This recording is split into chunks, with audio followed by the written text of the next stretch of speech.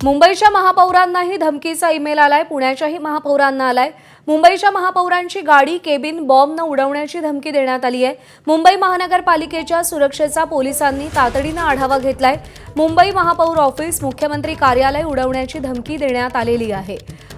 तर राष्ट्रीय स्वयंसेवक संघाचं मुख्यालय उडवण्याचा देखील मेलमध्ये उल्लेख करण्यात आलेला आहे। पुण्याला देखील असा मेल प्राप्त झालेला आहे। महापालिकेतील महापौरांचं कार्यालय उडवून देण्याची धमकी देण्यात आली आहे। त्यासोबतच राष्ट्रीय स्वयंसेवक संघाचं मुख्यालय उडवून देण्याचा उल्लेख पुण्याला आलेल्या मेलमध्ये देखील करण्यात आलेला आहे। हे मेल प्राप्त होताच लगोलग सुरक्षा यंत्रणा सतर्क झालेली आहे आणि विविध ठिकाणी सध्या तपास केला जातोय। ईशान देशमुख आपले प्रतिनिधी आपल्याला अधिक अपडेट देतील। ईशान, धमकीच्या या मेल संदर्भात आणखी काय माहिती समोर आलेली आहे? काय काय मेलमध्ये लिहिण्यात आलंय आणि तपास यंत्रणा, सुरक्षा यंत्रणा कशा सतर्क झाल्यात? प्रज्ञा, नक्कीच सध्या मी महानगरपालिकेच्या या मुख्य इमारतीमध्ये उपस्थित आहे। सध्या डॉग स्क्वॉड संपूर्णपणे पाहणी करायला या महानगरपालिकेच्या इमारतीमध्ये पोहोचला आहे। आपण हे बघू शकतो, हे महानगरपालिकेचं मुख्य गेट आहे। या ठिकाणूनच अनेक नगरसेवक असतील, महापौर असतील, ते इकडे उपस्थित राहत असतात।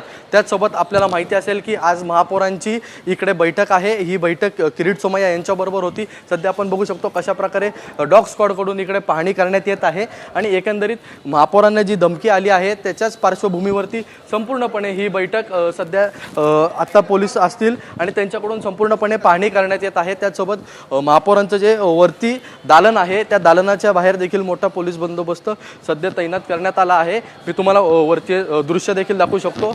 या ठिकाणी देखील पोलीस आता विचारपूस केल्यानंतरच आत लोकांना सोडत आहेत। सध्या बघू शकतो कशा प्रकारे इकडे पोलिसांकडून प्रॉपर चौकशी करून इकडे ज्या बॅग असतात त्या देखील व्हेरीफाय करूनच आता प्रत्येक नागरिक असतील, कर्मचारी असतील, त्यांना सोडत आहेत। त्याचसोबत हा जिना आहे, या जिन्यामधूनच आपण महापौरांच्या दालनाच्या इकडे जाऊ शकतो आणि या ठिकाणूनच महापौरांच्या जो मेन दालन आहे, ज्या ठिकाणीसाठी ही धमकी प्राप्त झाली आहे, त्या ठिकाणी सध्या मी आपल्याला दाखवू शकतो कशा प्रकारे बाहेर पोलीस देखील तैनात करण्यात आले आहेत। सध्या महापौर असतील, किरीट सोमय्या असतील, यांची बैठक चालू आहे।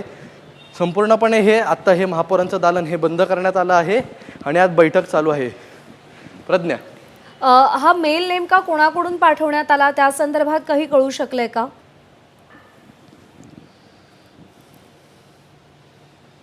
प्रज्ञा, अजून देखील या संदर्भात काही नेमकं समजलं नाही आहे। हा ईमेल कोणाकडून पाठवण्यात आला आहे, कारण की पुणे असेल, मुंबई असेल, या दोन्ही महानगरपालिकेला हा ईमेल पाठवण्यात आला आहे। त्यामुळे पोलीस याचा तपास करत आहेत। सायबर सिक्युरिटीच्या मार्फत देखील याचा संपूर्ण तपास सध्या होताना पाहायला मिळतोय। महापालिकेतलं आजचं कामकाज कशा पद्धतीने सुरू आहे, त्यात काही बदल करण्यात आलाय का किंवा लोकांना महापालिकेच्या बाहेर जाण्यास सांगितलंय का?